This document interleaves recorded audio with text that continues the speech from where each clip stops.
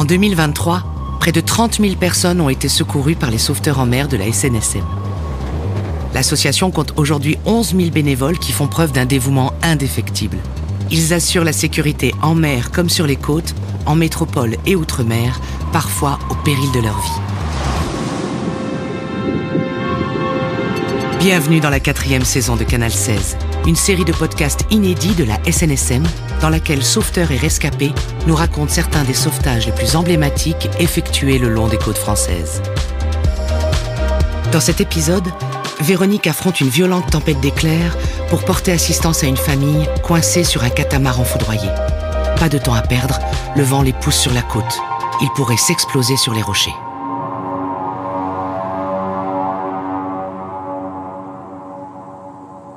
Je m'appelle Véronique, je suis depuis novembre 2022 présidente de la station de sauvetage de Bonifacio. Je suis sauveteuse en mer depuis l'année 2001. Mon père était dans la gendarmerie maritime. J'ai toujours baigné dans ce milieu.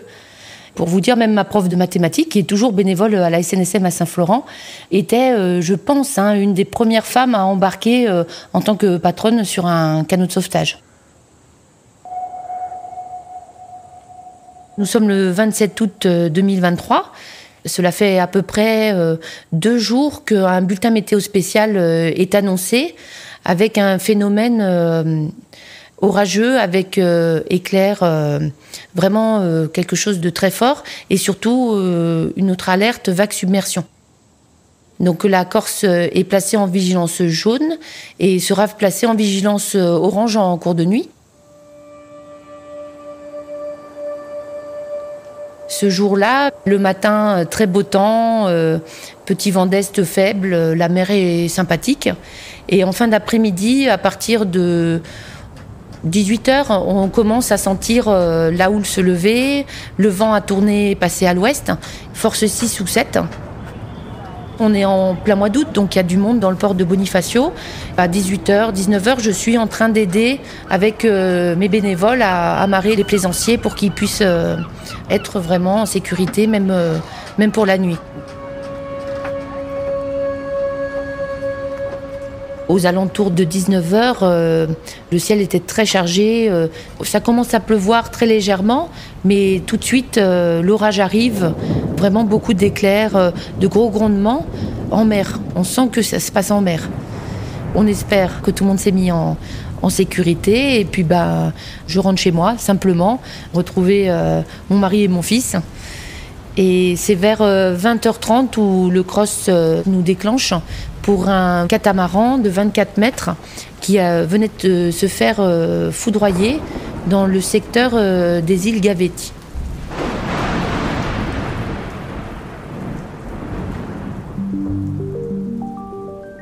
Quand un navire se fait foudroyer, généralement, toute l'électronique, tout grille.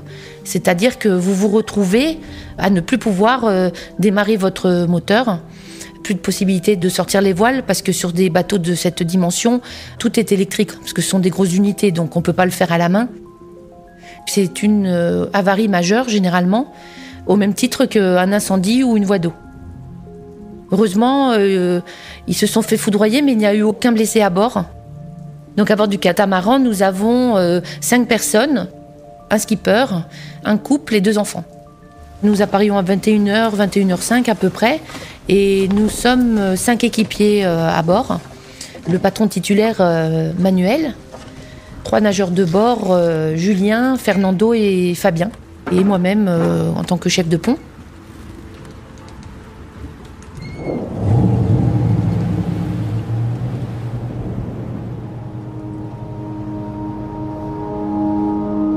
Nous sortons du port de Bonifacio et tout de suite nous nous retrouvons dans une mer formée, ce que l'on appelle une mer à 4, c'est-à-dire une mer qui va être entre 1,25 m et 2,50 m de creux. Un ciel électrique, c'est-à-dire il fait quasiment nuit, mais on y voit comme un plein jour. Pour arriver sur ce secteur, on met généralement un peu moins d'une demi-heure. Il nous faudra 1 heure pour rejoindre le Requérant dans le secteur des Gavetti. C'est un regroupement de petits îlots où on a souvent des personnes qui font naufrage parce qu'il y a beaucoup de rochers à cet endroit-là, on ne les voit pas forcément. Donc là, on sait déjà que la situation est compliquée, surtout de nuit. Beaucoup de récifs autour de nous. On peut vite se retrouver sur la côte, malgré le vent d'ouest, parce que le courant peut être contraire. On voit des éclairs tomber à 30, 50 mètres, 200 mètres du canot. Et c'est vrai que pendant toute la route, pour arriver sur zone, la tension dans le bateau est palpable. Tout le monde a conscience à bord du danger, étant donné que la foudre est vraiment un élément qui est imprévisible. Si nous nous faisons foudroyer à notre tour, ça va être la même chose que notre requérant, c'est-à-dire les moteurs vont s'arrêter, il y aura un blackout électronique, on n'aura plus du tout de radio, plus de traceurs. Ça peut créer un incendie à bord, ça peut créer une explosion de vitres. Un équipier qui touche une partie métallique à ce moment-là, il peut électrocuter. Bon, je souhaite à personne de se faire foudroyer, déjà dans la rue, mais encore moins en bateau, parce que là, vous êtes dans un milieu hostile. Donc voilà, on a cette tension qui est vraiment palpable. Les consignes à bord sont passées aux équipiers de ne pas se tenir à toutes les parties métalliques du bord, notamment nos mains courantes, nos rambardes, de toujours savoir exactement où nous sommes, en étant toujours au fait de la profondeur sous le bateau, au cas où nous soyons amenés à devoir nous aussi mouiller en urgence ou autre. Également, si vraiment le pire était à venir et qu'un de nos équipiers se faisait foudroyer, juste petit rappel de la conduite à tenir, c'est-à-dire les gestes élémentaires et l'alerte pour que peut-être quelqu'un d'autre vienne nous chercher.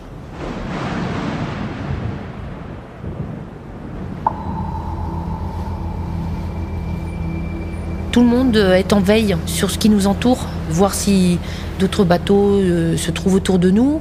Ensuite, où tombent les éclairs. Tout le monde est vraiment aux aguets. Au fur et à mesure que nous faisons route vers le requérant, nous nous rendons compte qu'en fait, c'est vraiment le secteur où tombent les principaux éclairs. Le skipper prend la décision de débarquer la dame avec les 2 enfants à terre. Il les débarque sur la première plage juste à proximité par l'annexe. Ça correspond à un semi-rigide de à peu près entre 5 et 6 mètres motorisé qui permet de pouvoir circuler plus facilement entre la terre et le bateau.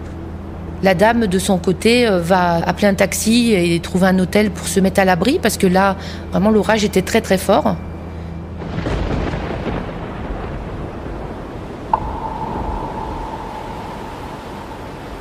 Le skipper décide de revenir à bord donc avec son marin.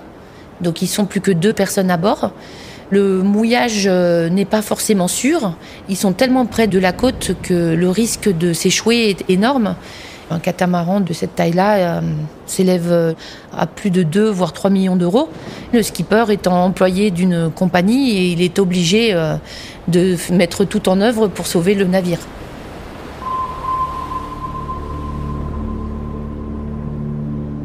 On sait qu'il y a 2 personnes à bord qui ne quitteront pas le bateau. Ensuite, derrière, on est en pleine réserve naturelle des Bouches de Bonifacio, donc réserve internationale. Un échouement avec un navire de cette jauge aurait quand même amené une très grosse pollution. Avant d'être sauveteur en mer, on est aussi bonifacien. Et nous, on aime notre région. Et on est acteur aussi pour aider à la sauvegarde de cet environnement.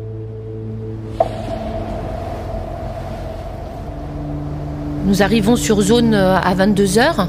Nous constatons que le catamaran mesure 24 mètres, mais que son franc-bord est très haut, c'est-à-dire la hauteur de sa coque, entre le niveau de la mer et le niveau de son pont.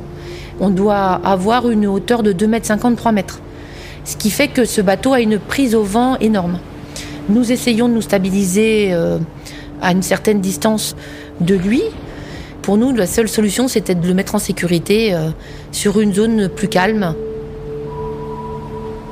22h10, prise de contact avec le requérant. Par VHF, on se coordonne sur une manœuvre, un passage de remorque. La remorque, en fait, c'est un cordage qui a une grande résistance, mais également une élasticité. Le principe de passer la remorque, en fait, c'est simplement d'envoyer ce cordage, qui est un brin principal, avec au bout une patte-doigt qui donne l'impression d'avoir un V. Et les requérants attachent ces patte-doigts afin de permettre un remorquage en ligne, c'est-à-dire un remorquage équilibré. Et en fait, au moment où on essaye ce premier passage de remorque, on se retrouve dans un grain, un rideau d'eau. La mer devient furieuse, des creux de 3 mètres à peu près, et puis des 120, 140 km/h de vent. Mais c'était dans tous les sens. Sur le pont, on ne peut se tenir à rien. On est chahuté par la houle et on est détrempé par toute cette pluie, la foudre qui tombe juste à côté. Donc on se retrouve dans un lave-linge en fait qui nous met en difficulté dans nos manœuvres. Nous essayons de passer la remorque, plusieurs tentatives. Nous nous rendons compte que c'est très compliqué en fait ce passage de remorque. Il s'établit vraiment une grosse communication entre notre patron qui est au poste de pilotage à ce moment-là et le skipper. Mais le skipper est obligé de rester sur l'arrière pour pouvoir communiquer avec nous par VHF fixe. Sûrement relié à une batterie de secours, il n'avait pas de VHF portable. Donc de temps en temps, on le voit revenir à l'avant pour aider son marin, mais souvent il retourne sur l'arrière pour nous parler parce que la communication dans ce genre de situation est vraiment importante parce qu'il faut vraiment être coordonné. On a dû passer au moins 7 ou 8 fois la remorque. Donc à chaque fois que la remorque est passée mais que ça n'aboutit pas, il faut rembobiner la remorque à l'intérieur. Donc ce sont des efforts physiques. Ensuite, il faut repréparer la remorque. Donc tout ça, on l'a fait à genoux sur le pont pour pas se tenir aux rambardes parce qu'il y avait des éclairs de partout et qu'on sentait le danger.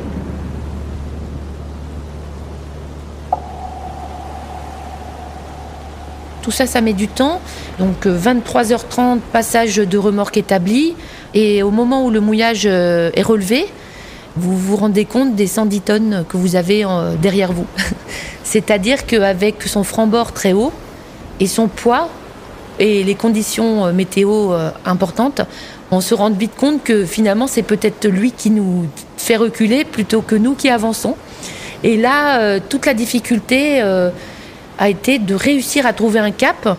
Finalement, le remorque peut-être aller à 3 nœuds. Ça correspond à peu près à 4 km/h.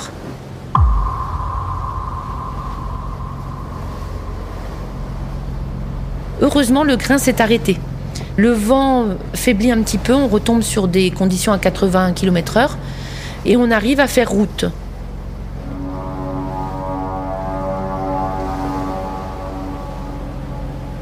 On décide finalement de l'amener sur une bouée de grande plaisance parce qu'on sait que nous serons protégés de la falaise de Balistrin qui se trouve à environ 1 nautique, donc un peu moins de 2 km. Nous arrivons vers minuit et quart, donc environ 45 minutes de remorquage. On se rend compte que la mer s'est calmée, le vent est très faible, la falaise fait son office d'abri. Une fois que ce catamaran est attaché à cette bouée, il n'y a plus de danger. Donc nous mettons à couple du catamaran. Donc se mettre à couple, c'est se mettre côte à côte. Et ça nous permet à ce moment-là d'échanger avec l'équipage, de voir si tout le monde va bien. Et nous conseillons le skipper de ne pas retourner chercher ses hôtes qui sont à terre, en fait, qu'il a débarqués. Parce que là, de reprendre la mer à l'endroit où il était, dans le golfe de Santa Manza avec son annexe, là, c'était réellement un danger. Surtout avec 2 enfants à bord. Donc nous lui avons conseillé de laisser cette petite famille à terre pour la nuit et de prévoir de la ramener à bord que le lendemain en fin d'après-midi. On range tout notre matériel, c'est-à-dire que toute la remorque est rangée, tout est sécurisé, ça c'est vraiment important. Quand vous prenez la mer, il faut que tout soit bien arrimé. Et donc, minuit et demi, on fait route toujours sous une pluie d'éclairs et là, on est encore plus sur le qui-vive parce que quand on est fatigué, notre vigilance peut baisser. On passe la zone de Piantarel, on se retrouve dans une houle d'une amplitude entre 4 et 6 mètres. Du coup, on fait route vraiment à vitesse réduite, on ne prend aucun risque. Le maître mot, c'est vraiment la sécurité.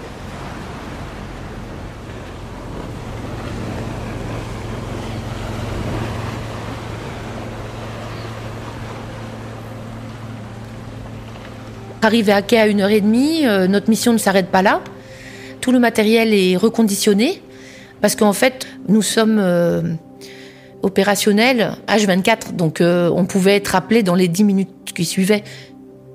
De l'appareillage à notre arrivée à quai et jusqu'au reconditionnement, c'était une opération qui a duré 5 heures.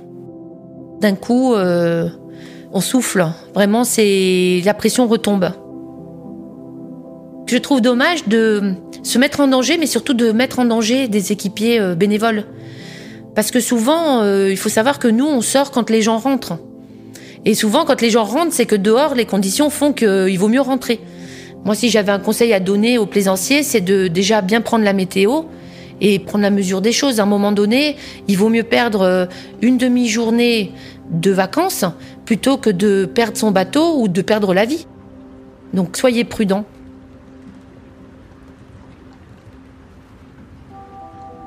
Après discussion avec le patron titulaire de la station, on a décidé tous les deux de récompenser Julien, Fabien et Fernando pour leur engagement et d'avoir pris des risques. Voilà, donc c'était vraiment important pour nous. Donc on a profité de la commémoration du naufrage de la Sémillante. Donc c'est un bateau qui s'est échoué aux îles Lavezzi en 1855 pour leur remettre ces récompenses. Et ça a été un moment rempli d'émotions parce que j'ai pris le temps de raconter, un peu comme je viens de le faire avec vous, cette intervention en fait. Et tout le monde avait vraiment conscience du danger que nous avions affronté. C'était vraiment ce que moi je recherchais parce que ça m'a permis aussi de mettre à l'honneur tout l'équipage de la station de Bonifacio.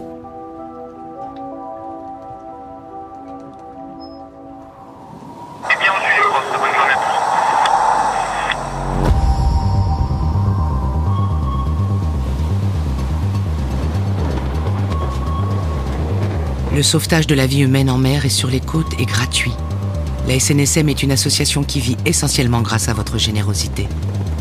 N'attendez pas d'avoir une bonne raison de les soutenir. Faites un don sur snsm.org.